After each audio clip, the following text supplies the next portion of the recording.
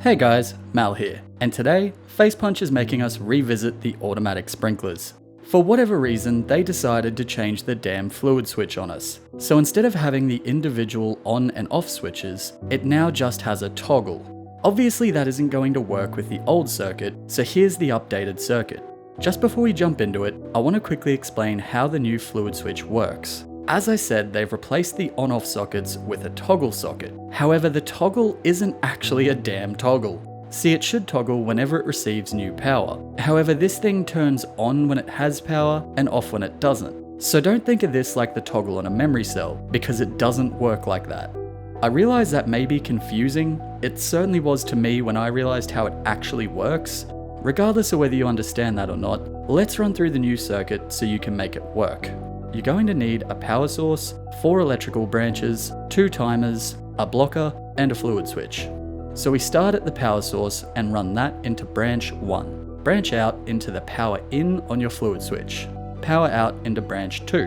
Branch out to timer 1, power out to branch 3. Branch out to timer 2, power out to the blocker. Power out of the blocker to the trigger on timer 1. Power out of timer 2 into the block on the blocker. Now back to timer 1 and power out runs into branch 4. Branch out to the trigger on timer 2, power out to the toggle on the fluid switch.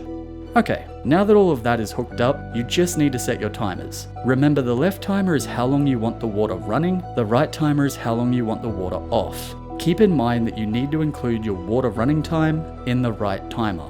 Lastly, set the second branch to 5 power and it should be good to go. If the circuit doesn't automatically kick in, activate one of the timers and it should start going. Now if you have a big farm, one fluid switch probably isn't going to cut it. If that's the case, then you can modify the circuit to have more fluid switches. Add an electrical branch between branch 1 and the pump.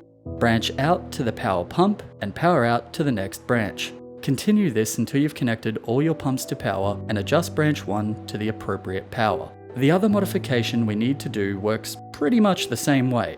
Add a branch between branch 4 and the pump toggle switch. Branch out to the toggle and power out into the next branch. As with the other modification, continue this until you've connected all your toggle switches. You'll need to adjust the power on branch 2 to the appropriate power. There we go, all done. You now have an automatic sprinkler circuit that works with Facepunch's fluid switch changes.